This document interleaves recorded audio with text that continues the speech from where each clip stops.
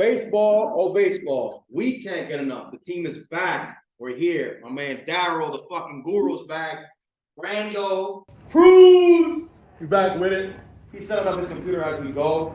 It's lovely to have the team back. We have a lot to talk about. This has been a very eventful offseason.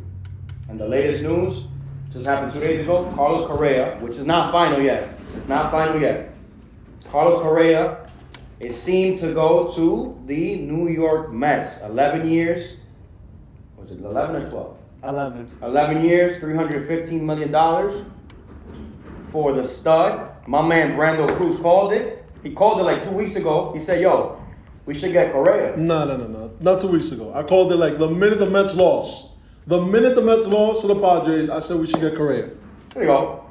I guess you reiterated it 2 weeks ago. And that happened now. He's going to play third base. I say that Steve Cohen is George Steinbrenner reincarnated because this guy's paying the big bucks for the big players. And if we think about it, in 2003, when Alex Rodriguez was about to be a Red Sox, that didn't pan out. He was still a shortstop. And the Yankees. In 04, right? 04? 04 he played. 03, 04. Right. Right after the 03 season, right. Correct. He turned out to be a Yankee. They gave him $275 million for 10 plus years. Terrible career move, by the way. Terrible career move, says Daryl. You would have stayed in Texas? He went. Now he went to Boston. That would have been a crazy. He would have 3 rings right now. Probably would make called for the P.D.s. I don't know about not being called for the P.D.s anyway. He moved from shortstop to third because Jeter was there. And Correa's doing the same. What are your thoughts, fellas? Go ahead. I'm still trying to set up over here. Well, he has to pass the physical.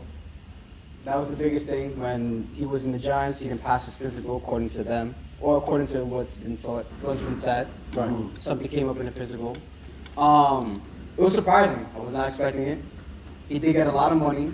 12 years, $360 from the Giants initially, and then basically took a pay cut to compare with for the Mets. $35 million pay cut to go play for the Mets. I want to hear Brando's take on it because behind cameras, he was saying some interesting things, some fucking conspiracy theory things, but it actually makes sense what he was saying. Things I come up in my head. No. But the way this played out, you would question, what is Scott Boras doing? Scott Boras is a genius of a agent. Yeah. That guy knows what he's doing. Probably one of the best. I think the best. Yeah, it's not the right? best. He gets the money that his players are looking for, or the contract, or the cities that his players are looking for. I wouldn't say he gets the money. I say he gets the best contract. So let's say your price is $5, he'll go get you 15. Because you got to remember, that's how he gets paid. So whatever money they make, whatever he gets, whatever 300, 320, whatever, he gets 10%. So that's why, as an agent, he's money hungry because 10% of that, you want to maximize whatever you can get in return for yourself. Is that the standard, 10%? Yeah, 10%. You get 10%? It could be less, it could be more, depending on what the client and everything. The client feels, the team is allowing. But standard is 10% is for every agent, even if you have one client. So let's break that down. If that's 10%, 315. Oh no, Scott Boras has made money. This offseason, he's getting paid. Oh no, for sure. He's getting paid. For sure. So what does that mean for the dynamic of the Mets? We all know how this offseason has been playing out. Fuck you, DeGrom. No, I'm playing. I feel bad for DeGrom now. DeGrom wants to win. He said that he likes the dynamic down in Texas and what they're doing, and he thinks that this team is looking for ways to win. And I don't know how the Mets weren't, but anyway. Initially, I was a little bit sad at the departure of DeGrom to the Texas Rangers, $185 million for 5 years. But that 185 has turned into Senga, Correa, Verlander, Narvaez, Quintana. Who else? We're missing somebody. David Robertson. David Robertson, $10 million for 1 year. The lefty from Tampa Bay. Reinsteiner. He's pretty good. You guys know the lefty. Yeah, but anyways. So, Cohen as he did his first year as the owner of the Mets, he laid out the big bucks, and he's still doing it. Right. 315 for Correa. Does Correa deserve $26 to $27 million a year? Yeah. Absolutely. Yeah. I agree. He does. Because compared to, I mean, you want to compare it to Lindor. Lindor's making 41. No. Tatis making 40. 34. I'm sorry, 34. 34.1. Right. 34.1. Tatis is making 34. 34.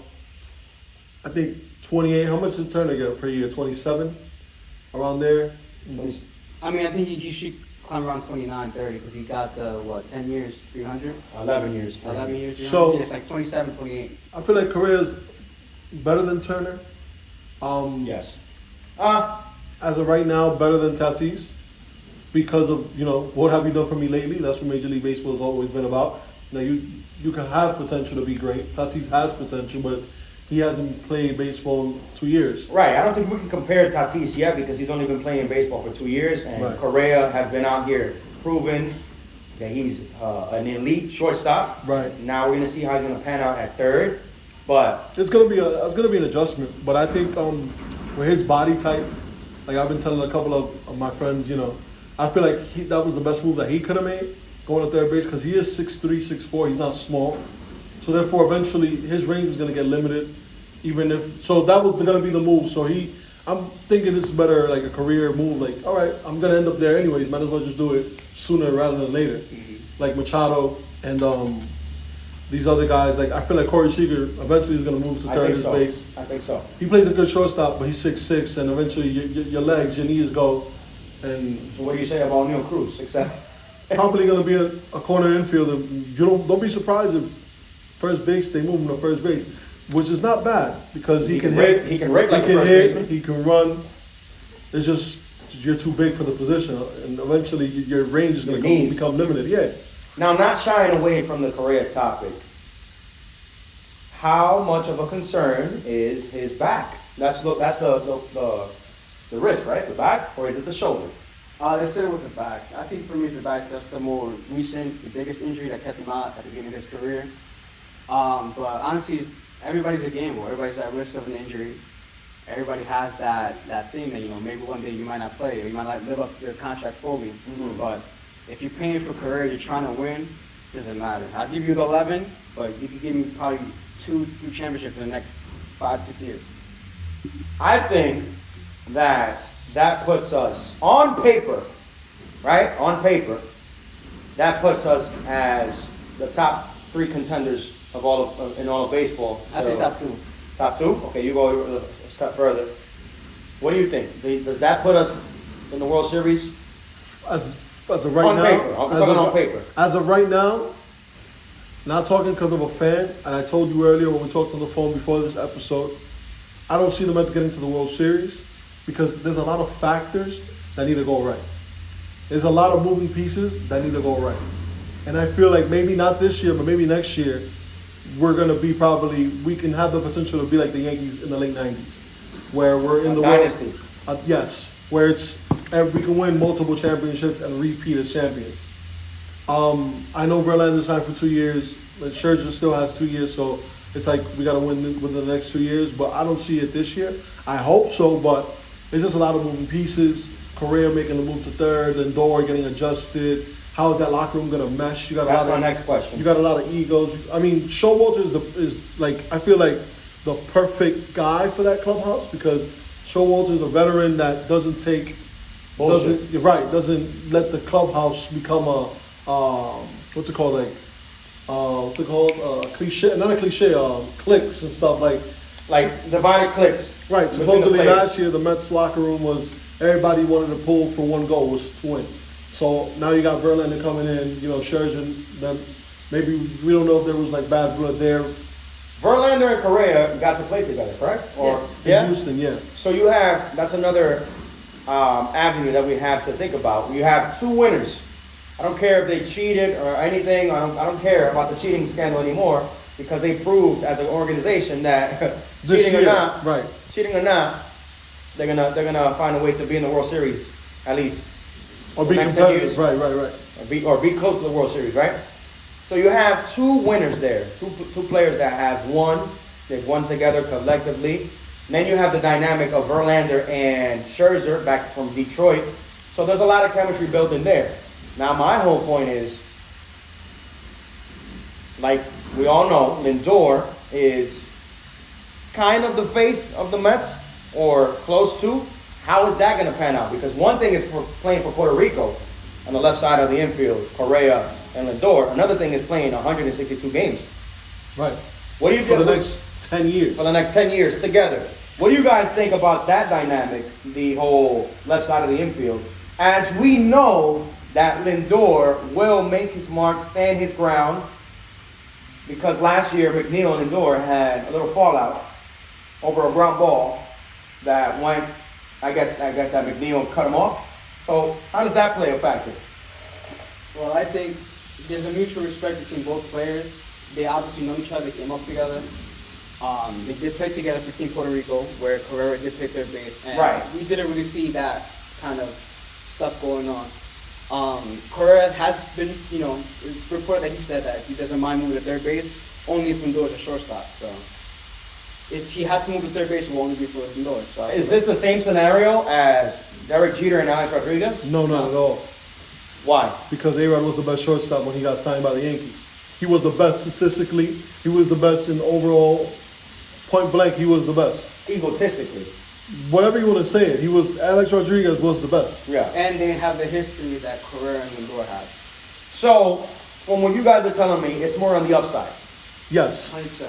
100%. Okay. Yeah, now that you mention it, I forgot that Verlander had just played with Correa. So there is going to be chemistry that maybe you never know.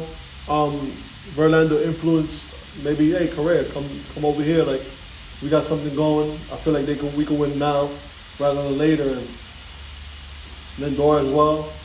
The only missing piece would be to get Bias back. Put him at second. Then you have Team Puerto Rico for sure. I mean, I wouldn't second guess that move because that'll be a complete infield, and then move McNeil as left field because we just need McNeil's back because McNeil just breaks, but we just need him in the lineup. So, no offense to Marcana, good player, great player, I don't like Marcano. but everybody has a different. It's all right.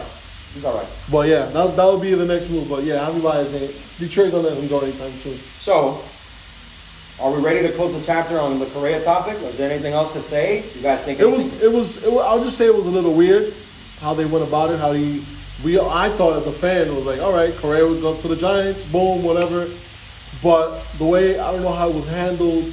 Maybe it will come to the light later on. But Scott Boras says he's healthy. I think it was yesterday or 2 days ago when they were doing the physical for the Mets.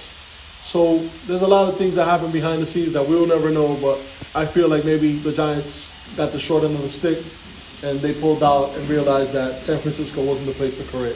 Giants fans are sick right now. No, they're not sick. They signed Conforto. Conforto. So Demon. I got to chat with my boys. They got Wilmer Flores. They signed J.D. Davis. They signed And J.D. Mario Davis. Conforto. My boys like, damn, they're trying to be the Mets. I said, no, they're trying to be the New York Giants from back in the day. Back in the day. All right, guys. So that's what's happening with Carlos Correa, and the Mets. Hopefully everything pans out positively, and that they both, Lindor and Correa, they get along and they have great, outstanding offensive numbers. Now moving on to the other side of New York, we do see that Aaron Judge has been named captain, the 6th